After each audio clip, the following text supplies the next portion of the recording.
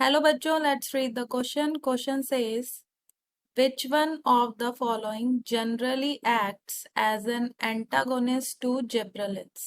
So question में पूछा गया है कि जो दिए गए ऑप्शंस हैं उसमें से जिब्रेलिन का एंटागोनिस्ट कौन है.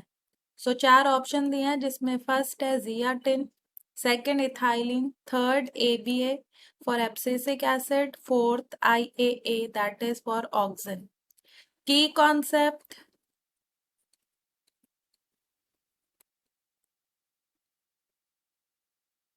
जिब्रेलिन्स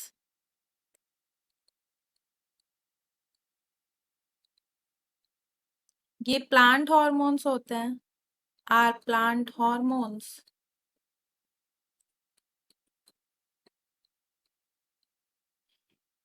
एंड दे रेगुलेट, ये रेगुलेट करते हैं प्लांट की ग्रोथ एंड डेवलपमेंट को. जैसे they regulate various processes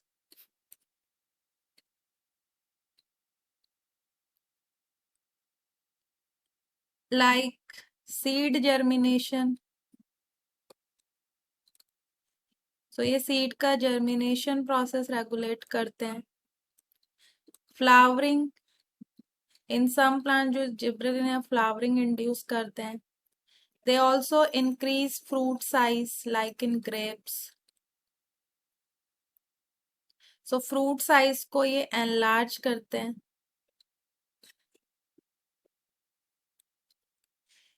so these are the different और main functions of the gibberellin. And ये जो हार्मोन है जिब्रेलिन ये मेनली प्रोड्यूस्ड ये एम्ब्रियोज में प्रोड्यूस होता है, इन एम्ब्रियोज, रूट्स में and young leaves. And this hormone is an acidic in nature. So ये एसिडिक होता है इन नेचर, इसे जिब्रेलिक एसिड भी कहते हैं. And this hormone discovered by Kurosawa. So Kurosawa ने इस जीए को जो है डिस्कवर्ड किया था. Discovered GA that is gibberellic acid. जो कुरोसावा थे ये जापानीज साइंटिस्ट थे और इन्होंने डिस्कवर्ड किया था दिस जिब्रेलिक एसिड हार्मोन को. और ये देखा गया था कि जो राइस में एक एबनॉर्मल ग्रोथ हो रही थी दैट इज अननेचुरल ग्रोथ, जिसकी वजह से जो क्रॉप्स थी राइस की उसमें एक अननेचुरल ग्रोथ जो थी वो इस जिब्रेलिन की वजह से ही हो रही थी. सो वहां से इन्होंने ही इसको आइसोलेट किया था एंड डिस्कवर्ड किया था. सो जो जिब्रेलिन है उसका जो सीड जर्मिनेशन में मेन रोल है वो इस तरह है कि जो जिब्रेलिन होता है वो प्रमोट करता है सीड जर्मिनेशन को. सो ये एम्ब्रियो को जो है न्यूट्रिशन प्रोवाइड कराने में हेल्प करता है बाय द एक्टिवेशन ऑफ और secretion of an enzyme that is alpha amylase.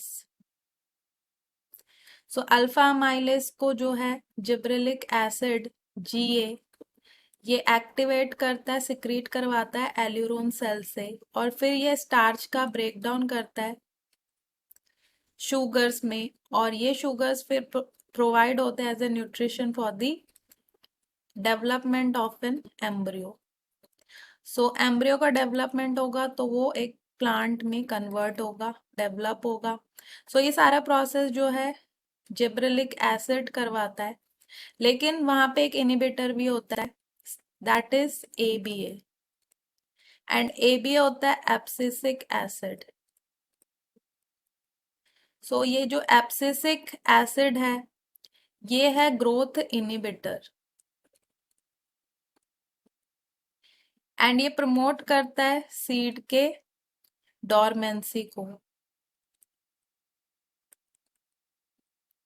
सो ये प्रमोट करता है सीड डोरमेंसी, और सीड डोरमेंसी को प्रमोट इसीलिए कर पाता है because it inhibits GA, that is gibberellic acid.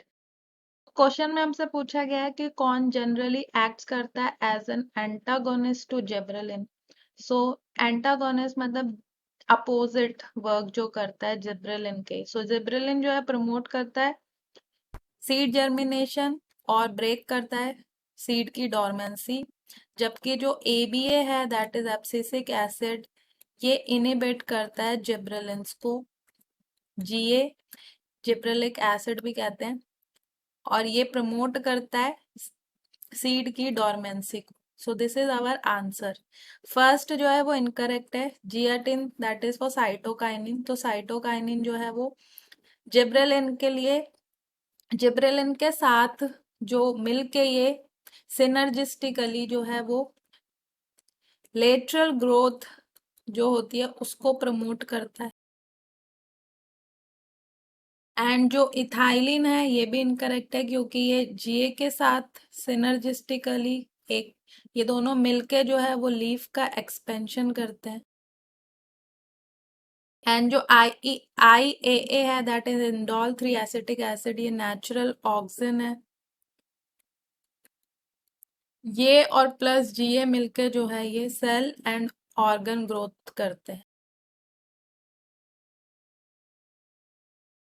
सो हमारा जो करेक्ट ऑप्शन है वो है option number 3 A B A. So hope you understood it well, good luck.